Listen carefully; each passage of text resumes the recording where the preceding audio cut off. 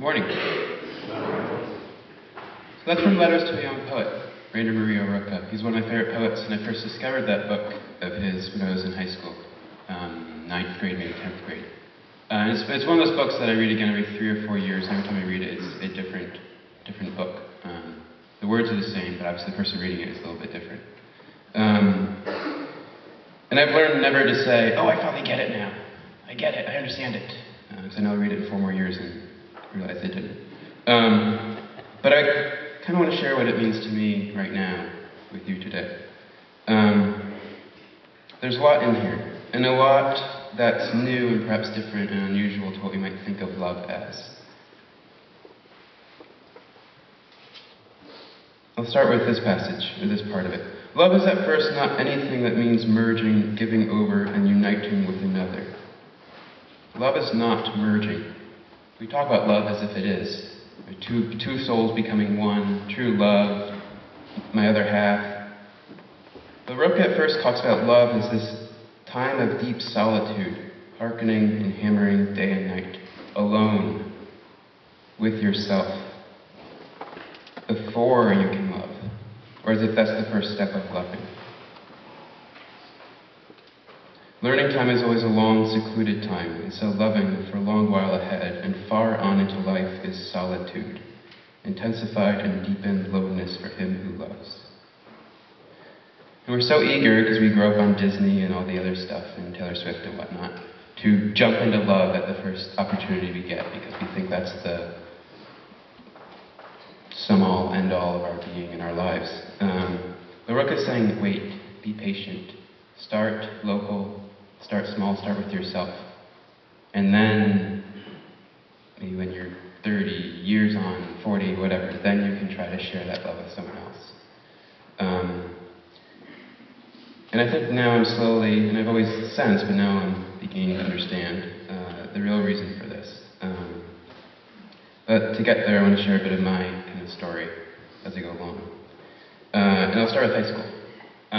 You all know me as perhaps someone who's friendly and cheerful, outgoing, and social and chatty, but also someone who's perhaps more poetic and deep and quiet and thoughtful. And I like to think that at this point in my life I've been able to combine these two halves of myself, so that they're not really halves, they're just different tides I go through as my day and my life goes along.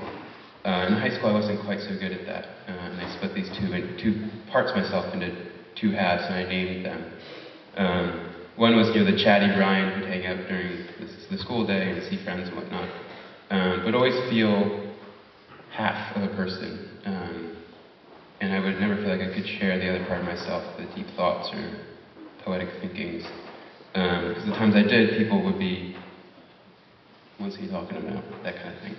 So I learned to kind of keep that under wraps, and when I went home, I went to a day school, so I had that time at home. That would be the time when I would kind of, wander around, look at the stars, think big thoughts about the universe. And I thought this split was somewhat natural, or something that I had to do, and something necessary. And it took me a while, really, until I reached college to realize the pain of that split, and how it wasn't comfortable going to school and pretending like I was only half of myself, or feeling like I couldn't fully share cool things I saw or thought about with people. And it hurt. And it was only really until college that I started making this conscious decision to be authentic, as we like to use the word. And that meant doing more of what I love to do, which was a lot more of that kind of quiet reading time, the introspective, thoughtful time, the solitude time that Rilke talks about. This isn't to say I became a hermit in college. I didn't at all. I was dining hall and went to dances when I felt like it and hung out with friends and whatnot. But I learned how to balance those things better. And I learned when I was with other people to share what was on my mind and not pretend to be what I thought they would be most comfortable seeing. And more often than not, they valued my, sharing, oh, I had this really cool thought yesterday about how beauty works. Oh, cool. But it took me a while to realize that everyone kind of has that level too. And that in my trying to hide my level, or my deep self, as you might want to call it, I wasn't necessarily always giving other people the opportunity to share theirs, and sometimes I believe I assumed that they just didn't have one because I could never really connect with them on that level. And so I couldn't really, to return to Rilke, I couldn't really love other people because I couldn't really understand. I think understanding and loving are more or less the same thing. But I couldn't really understand how to love myself in that way. Yeah. And the other line here that really sticks with me is this mention of love as a high inducement to the individual to ripen, to become something in himself, to become world for himself for another's sake. As if you first must become for yourself a world, whatever that means. And you become your own world in order to more or less give that away to someone else. And that someone doesn't have to be your lifelong partner, that someone can be the person you meet on the side of the street just to say hi, or the person you stop in the athletic center on your way to dinner just to say hi. That someone can be the person right in front of you. But what does this ripening look like? What does it take? What is that long solitude that sounds scary? For each of us it's different, but I think it starts with really giving ourselves the time and space to find out what that means for us, what that looks like. I've given a bit of my story for what it looks like. I have a sort of metaphor I can spin you through as perhaps a more general way to put it, and you can take it how you will. I've often thought, or I've begun to think of this growing, this ripening, to use that metaphor, as a garden. And that we each are gardeners, if you'll go with me for a minute, of ourselves, and our souls, or spirit, or whatever you want to call it. And that part of our job while we're going around, doing homework and getting grades and athletic practices and trying to build our social careers, our person in the world, we're also doing this internal work, gardening and growing the person inside of us.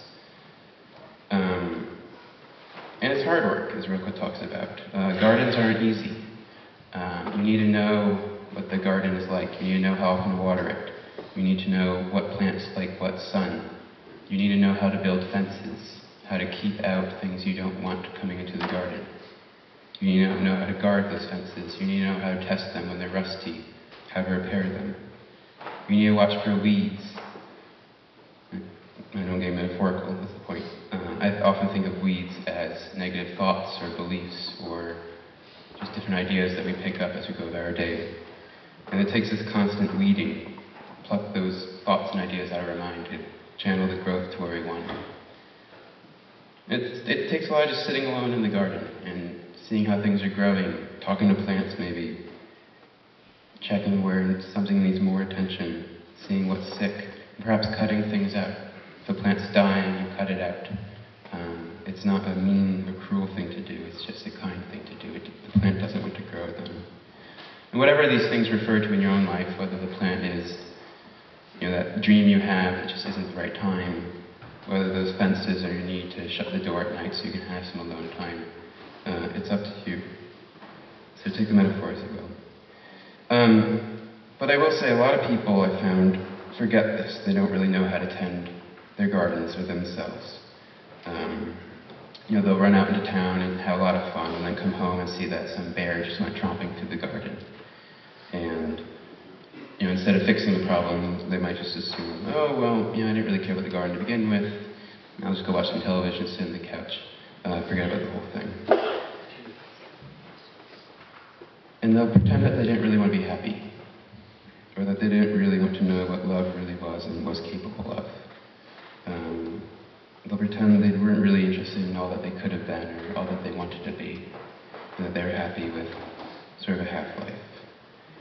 And then we begin to believe this, and then when you're middle-aged, your midlife crisis, or when you're 24, your midlife crisis comes. And then you realize, oh, I need to start tilling the earth again. So what I'm trying to say is that this gardening stuff is hard work. This growing stuff is hard work. And a lot of it is alone, not lonely, but alone work. And it takes time, and it takes dedication, and it takes attention. And it takes that attention to yourself, which isn't selfishness. We kind of tend to call it that. Oh, he's being alone, he doesn't want to talk to me, what's wrong with him? always being selfish. No, he's taking care of himself. And we do this, and this is why it's really not selfish. We do this so we have more to give. We do this so that our garden is blooming with fruits and flowers and vegetables we can turn into salads and bring friends over for a feast. And we do this so you can have thoughts to share with people when you see them. And you don't really get those thoughts if you haven't gone down in the woods yet. It's this coming and going back and forth between society and solitude that really enriches both. And I worry that we're too scared because no one's really encouraged us to see it, of that solitude. Okay, that's a lot of metaphor stuff. Here's a bit of practical stuff, advice, or whatever you want to call it. The first bit of advice is about advice itself. And that's people usually give advice they wish that they had received, or they just want to sound smart. So do and don't take what sounds good for you. On that note, a good rule of thumb that I have used and has been helpful to me is this idea that if everyone's doing something, it's either really right or really wrong. More often than not, I think it's really wrong. And what that thing I'm trying to say is just, do what feels right to you. And I know we all hear that when we hear this phrase, be true to yourself, which is my next point. And this, I hope, kind of shows how it's all tying into our solitude theme and growing yourself theme. But being true to yourself thing is a tricky thing, because we're not entirely sure who our self is. And it's slippery, and at certain times, my self feels like it wants to watch television or eat that entire cake, because that sounds cool. So I like to think of being true to the self we want to be, being true to the person that you want to be.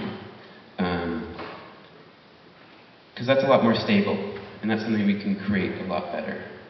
And that's something we can choose and create and imagine for ourselves by borrowing traits from other people that we admire. Someone's intelligence, someone's bravery, the way that someone else stands up for what he believes, your mother's passion, your father's gift at talking to people. These are all things you can take and create this sort of dream you out of this collection of things. And be true to that dream you in those decisions where you're wondering, what should I do? Who should I be true to?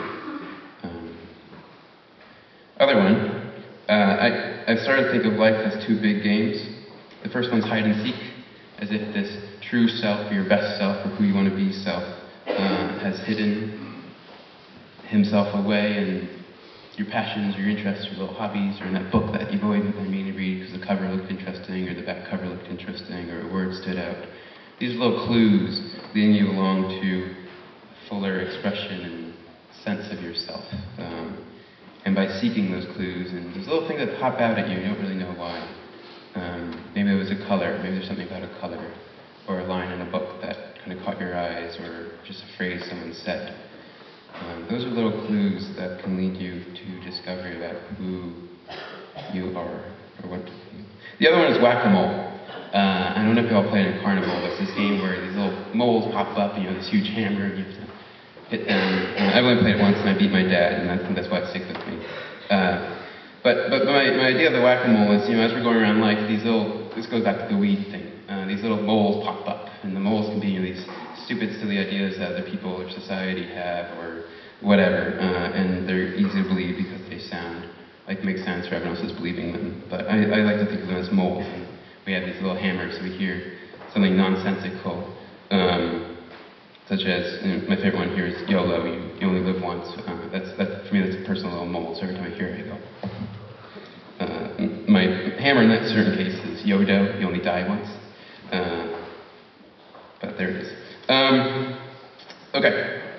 I guess two more, I think I'm running out of time. So first one is, I want you to find a sanctuary on campus.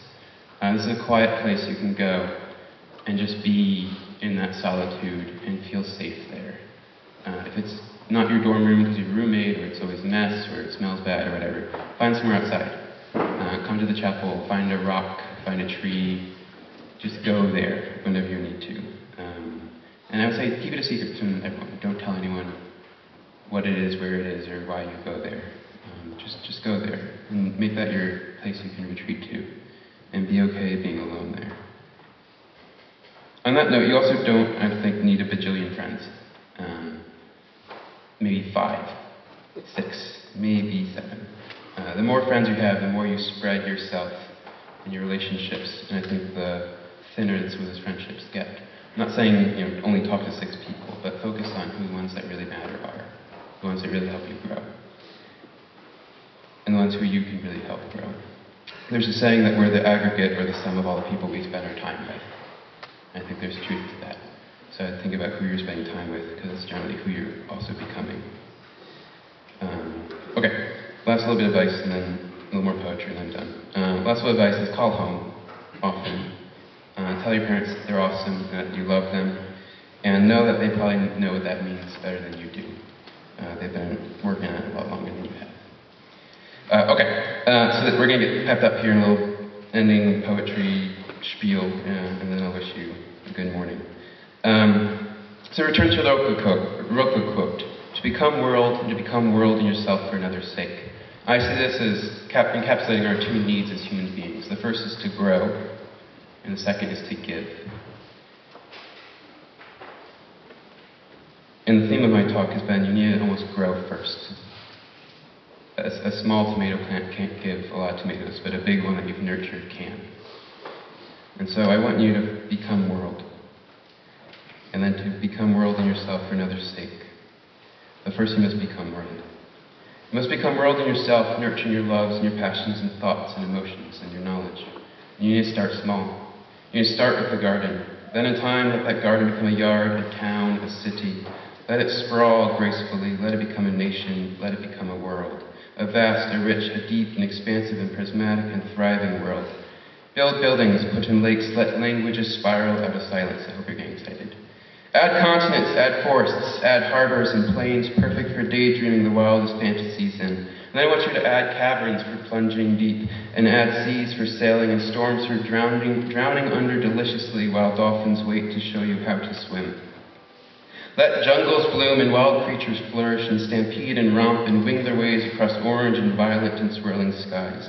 Let your suns sprout and moons double. Then add another planet, guys. Add a solar system. Add to yourself stars upon stars upon stars. Then with a brave glee, watch it all collapse in an instant into a hungry black hole. And after the triumphant failure, I want you to start over again with gratitude. So if I have one wish for you guys, I know the bell's just ringing, so I'm running over, sorry. If I have one wish, it's this, that you have the daring to frighten people with your beauty. That you have the boldness to startle the world with the immensity of your passion and your intelligence and your strength. And that you may so fully live this one life, this life made almost unbearable by that urgency to give and to be and to give even more, that this one life feels like both too much and never enough. So do this by starting here, today, in a quiet place with yourself. Thanks.